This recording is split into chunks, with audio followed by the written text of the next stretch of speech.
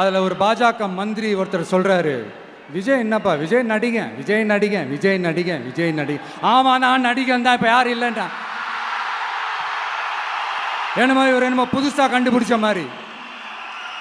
ஆனால் நான் அரசியலுக்கு வந்துட்டு நடிக்கல, அரசியல்லாம் நான் நடிக்கல. ஆனால் நீங்கள் என்ன பண்ணுறீங்க, அரசியலில் இருந்துக்கிட்டே நாடகம் மேலே நாடகம் போடுறீங்களே, அப்போ உங்கள் எல்லாரையும் நாடக நடிகர்கள்னு சொல்லாமா?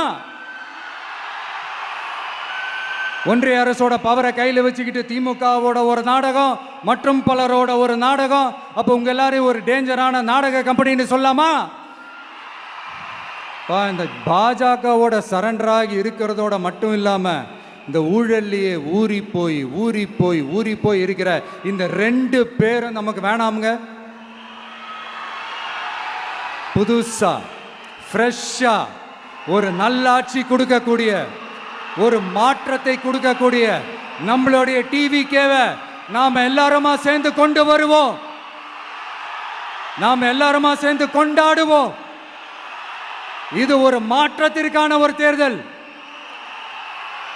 சும்மா மாத்தி ஓட்டு போட்டுக்கிறதுக்கு பேர் மாற்றம் கிடையாது. புதுசா ஃப்ரெஷ்ஷா ஒருத்தவங்களை கொண்டு வர்றதுக்கு பேர் தான் அந்த மாற்றம்.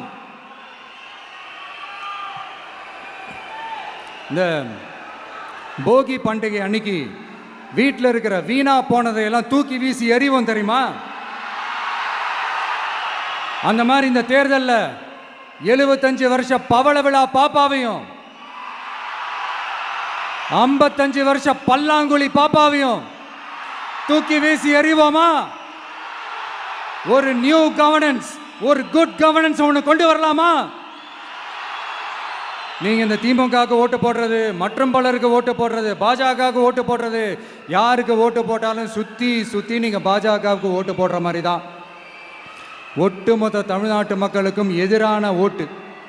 நீங்க ஒன்று கவனிச்சிங்களா? ஒட்டுமொத்தமாக எல்லாருமா சேர்ந்து ஒருத்தனை எதிர்க்கிறாங்க. அதுக்கு என்ன காரணம்? ஏன் அப்படி எதிர்க்கணும்? இப்போ அவங்கவுங்க ஒரு தனித்தனி கூட்டணியில் இருந்தாங்கன்னா அவங்களுக்கு ஆப்போசிட்டில் இருக்கிறவங்கள எதிர்ப்பாங்க. ஆனால் ஒட்டுமொத்தமாக எல்லாருமா சேர்ந்து ஒருத்தனை எதிர்க்கிறாங்க. அதுக்கு என்ன காரணம்? ஒட்டுமொத்தமாக எல்லாருமா சேர்ந்து ஒரே கூட்டணியில் இருக்கிறாங்க.